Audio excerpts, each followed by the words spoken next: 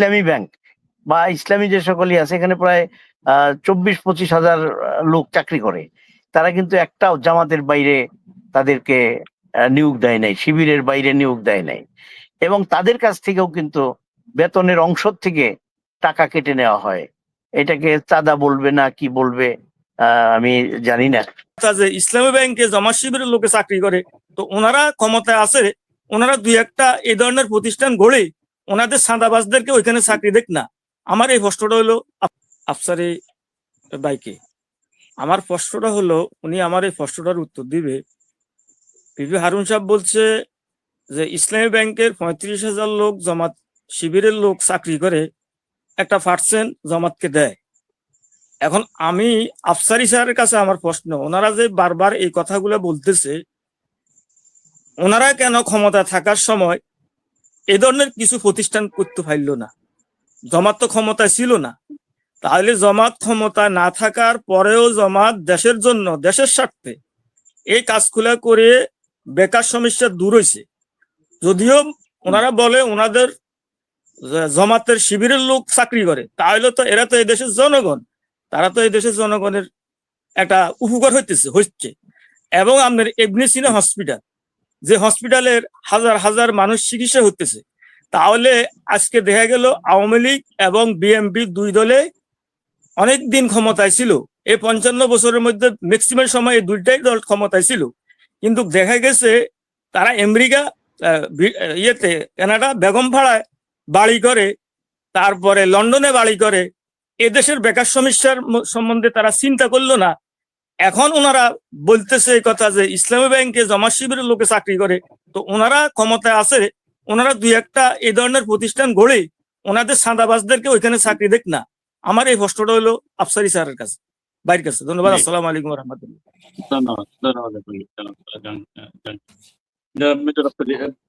দর্শকের কিছু প্রশ্ন, দর্শকের প্রশ্নগুলো নিয়ে করবেন এবং পরের বিষয়টাই ধন্যবাদ আমাকে আমার আলোচনায় সবার প্রশ্নের উত্তর এসে যাবে।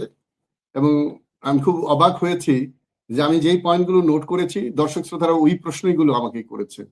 এই যে ব্যাংকের বিষয়টা আমি আলোচনায় আগে যাই, পরে উত্তর দিই, তাই বোঝা যাবে যে আমার আলোচনায় ওটা ছিল।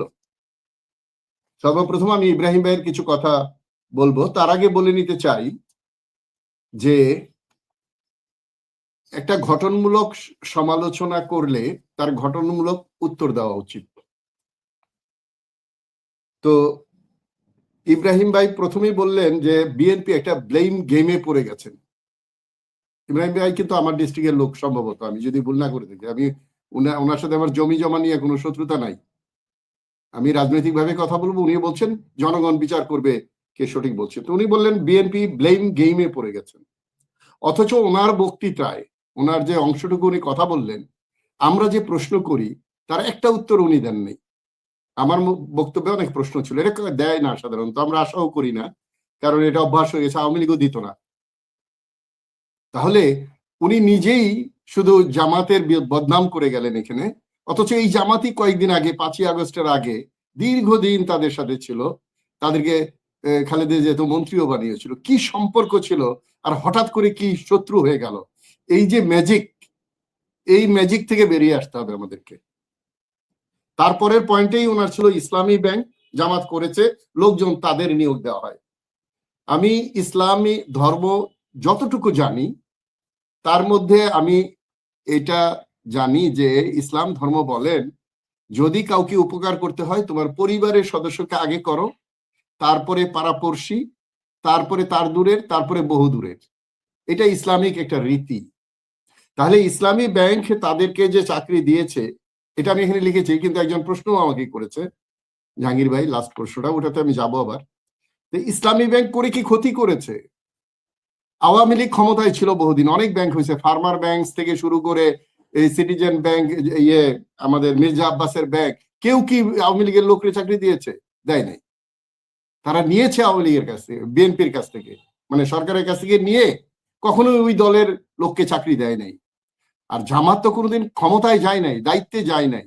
দায়িত্বে না গিয়েই যারা এত বড় হাসপাতাল করতে পারে, ব্যাংক করতে পারে, তারা দায়িত্বে গেলে কি করতে পারবে জনগণ বোঝে না। বাংলাদেশে চাঁদাবাজি বন্ধ করতে হলে পুলিশকে সংস্কার করতে হবে, পুলিশকে সঠিক করতে হবে। যেমন আমি ট্রাফিক কথাটা বলেছি, ট্রাফিকে এখন ট্রাফিক পুলিশরা যে অসৎ উপায় করতো কেস দিয়ে আইন ভঙ্গ করলে সেটা কমবে, এটা এখন যন্ত্রের কাছে দায়িত্ব, এআই এর কাছে দায়িত্ব।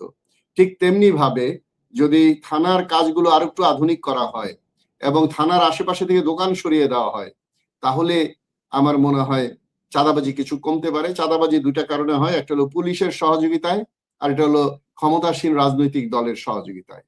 এই যে আগামীতে কোরবানির ঈদ আছে, কোরবানি যে প্রায় 1 কোটির উপরে গরু জবাই করা হয়, কোরবানি দেওয়া হয়, গরু খাসি, এইগুলোর উপরেও চাঁদাবাজি চলে এবং এটা একটা মহোৎসব হয়ে যায়।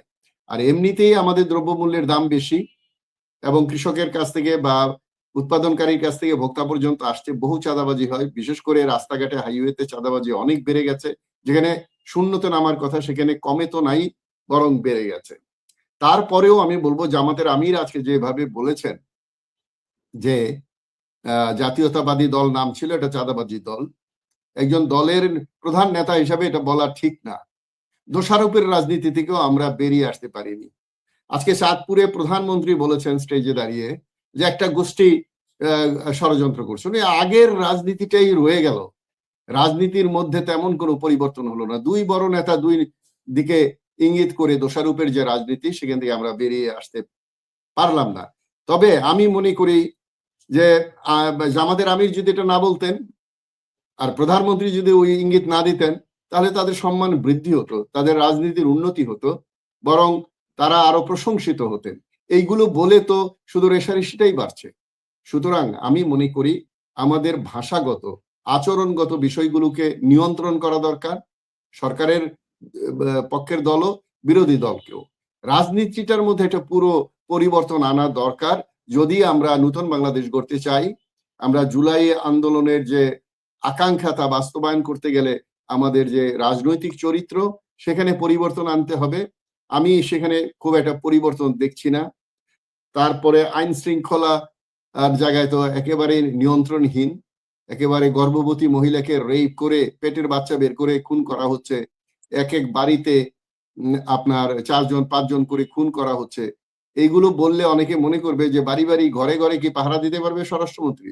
না, এটা একটা পারসেপশন যে থানায় গেলে বিচার হবে, অপরাধ করলে বিচার হবে, এরকম একটা পরিবেশ সরকারের তৈরি করা প্রয়োজন ছিল, কঠোর হওয়া দরকার ছিল। এবং স্বরাষ্ট্রমন্ত্রীকে নিয়েও অনেক বিতর্ক হচ্ছে। আপনারা হয়তো লক্ষ্য করেছেন সোশ্যাল মিডিয়ায় বাবরকে, আগের যে ওনাদের অন্তত 2 জন স্বরাষ্ট্রমন্ত্রী ছিলেন, একজন হলো air vice marshal Altaf Hossain এবং বাবর, ওনারা এক্সপেরিয়েন্স। আর এখন যাকে দেওয়া হয়েছে উনি এই পদে চেয়ে বরঞ্চ আইন টাইন দেখা, উনি আইনে পড়াশোনা করেছিলেন, যদিও প্র্যাকটিস করেন নাই শুনেছি।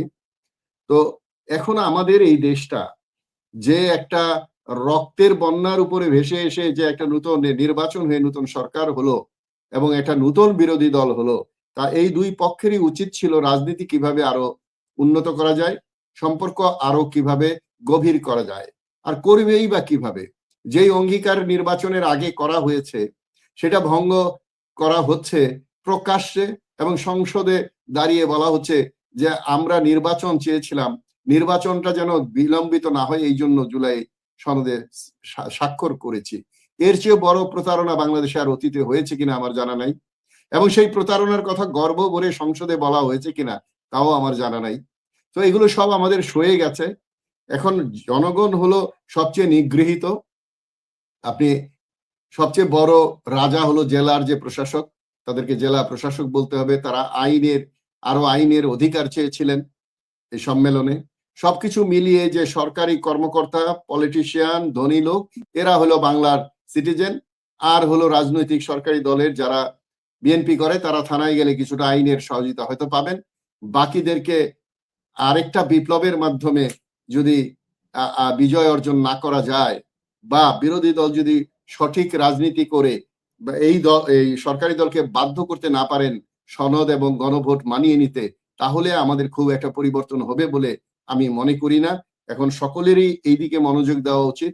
নির্বাচন হয়ে গেছে কিন্তু গণভোটটাকে মূল্যায়ন করা হচ্ছে না, এটা আমি এক ধরনের অপরাধ বলে মনে করি।